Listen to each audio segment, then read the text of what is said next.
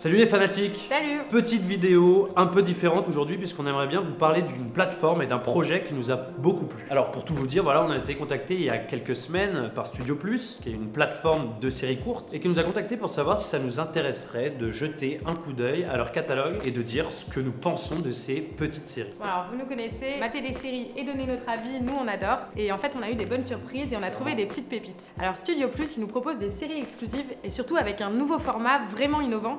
C'est du 10x10. En fait, c'est 10 épisodes de 10 minutes. C'est comme si vous regardiez un film, mais en plusieurs actes. Oui, c'est ça qui est ouf avec le 10x10, c'est que c'est à snacker. C'est fait pour les mobiles, il faut le dire, c'est important. Ouais. Et du coup, t'as tout le temps 10 minutes à perdre, tu vas pas me mentir. Tu prends les transports, tu fais la queue à la poste, tu fais caca. 10 minutes à perdre, tu te regardes ton petit bout de série, il y a un début, une fin, un cliffhanger, et t'es à fond dedans. C'est un nouveau format auquel je ne croyais pas vraiment, et putain, ça fonctionne bien.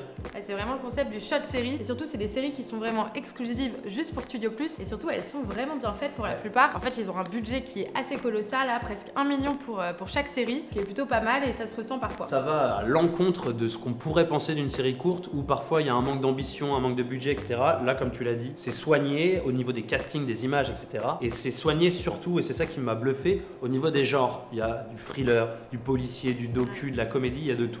Donc tu pioches à droite à gauche et hop, tu te régales. Bon, comme vous le savez maintenant, on est des gens généreux, on vous a fait un petit top 3 chacun, c'est pas le même, je vous rassure, pour un peu vous aider à piocher et vous guider dans vos choix sur ces petites séries courtes sur la plateforme Studio Plus. Et comme pour me jeter des fleurs, je suis un incroyable gentleman, je laisse Jus commencer.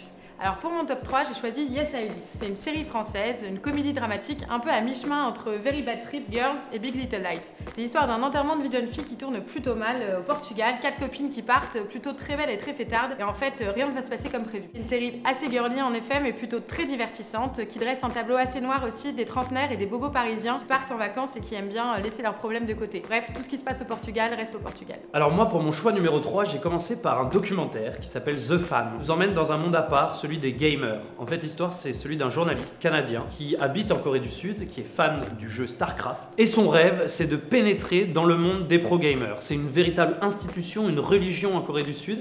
Et il y a notamment une équipe qui règne au-dessus de toutes les autres, et c'est celle-là qu'il veut atteindre. Donc c'est incroyable parce que c'est du journalisme gonzo, on le suit au pas à pas dans ses avancées. Surtout, on pénètre un monde incroyable où c'est un peu des gladiateurs modernes, et surtout les nouvelles rockstars. C'est fascinant. En numéro 2, j'ai choisi Outzer. Alors, c'est un thriller argentin, l'histoire d'un braquage qui tourne mal sur fond de revanche et d'amour impossible. Deux paris vraiment osés dans cette série. Tout d'abord, la déconstruction du récit. En fait, on comprend l'intrigue au fur et à mesure des épisodes. Et ça, c'est assez cool, vu notamment le format de la série. En plus, il y a une autre chose qui est assez sympa, c'est les scènes contemplatives. C'est une série qui prend son temps. Et ça fait du bien, notamment avec des formats courts comme ça. Bref, c'est une série qu'il faut vraiment regarder. Elle est hyper envoûtante, il y a des super beaux paysages. Il y a une super BO également, à ne pas manquer. Alors en deuxième choix, j'ai choisi Crime Time. C'est un peu une des séries courtes les plus ambitieuses de la plateforme puisqu'elle a 3 saisons quand même. C'est l'histoire d'un show télé qui fait fureur au Brésil et qui emmène les téléspectateurs dans l'enfer des favelas. Son présentateur est une star mondiale, enfin en tout cas au Brésil, je m'emballe un peu. C'est une star au Brésil, sauf qu'il cache énormément de choses et notamment un passé assez sulfureux. C'est intense, c'est violent, il y a une vraie richesse scénaristique et surtout rien que pour l'acteur principal, il faut absolument regarder. Il y a un petit côté Night Call avec Jack Gyllenhaal pour la fascination du macabre. On aime la mort, le sang, etc. Foncez, c'est vraiment de la folie. Pour le numéro 1, j'ai choisi Biarritz Surf Gang. C'est un docu assez choc sur fond de contre-culture. En fait, c'est un peu l'histoire des Rolling Stones du surf et de la grande plage de Biarritz. Alors c'est un documentaire assez nostalgique mais plutôt très cool, empreint d'une énorme liberté et qui fonctionne en fait sur des documents d'archives mais aussi sur des dessins animés pour montrer le bordel que c'était. C'est délirant, c'est décapant, c'est même instructif, c'est surtout une des séries docu de l'année.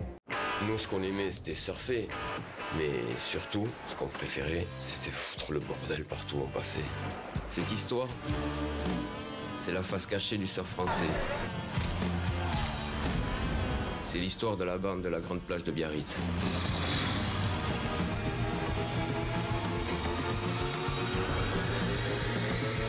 T'en as qui ont brillé, c'est sûr. Mais t'en as d'autres qui sont jamais revenus. Pour mon numéro 1, moi j'ai choisi tout simplement la série courte, la star de la plateforme qui s'appelle Tank. L'histoire d'un repris de justice donc qui s'échappe de prison et qui trouve un moyen de locomotion pas comme les autres puisque c'est une voiture bourrée de drogue. À partir de là, bien sûr, les emmerdes commencent et ça part dans tous les sens. C'est un genre à part puisque c'est une comédie d'action. Vraiment, c'est nerveux, il y a un petit côté pop, il y a beaucoup d'idées au niveau de la réal et il y a un vrai budget parce qu'il y a des scènes d'action qui partent dans tous les sens. Et surtout, c'est appuyé par un casting que j'adore puisque c'est des jeunes espoirs du cinéma français. Alban Lenoir et Rosita en haut, et il porte le film avec beaucoup d'idées et beaucoup d'ambition, et c'est ça aussi Studio Plus. L'évasion spectaculaire d'Alexandre Braun. Le prisonnier a réussi à s'évader pour la 3e fois du centre pénitentiaire de Caja. Merde! Je ne sais pas qui tu es, mais je vais te prouver, petit con, que je suis puté.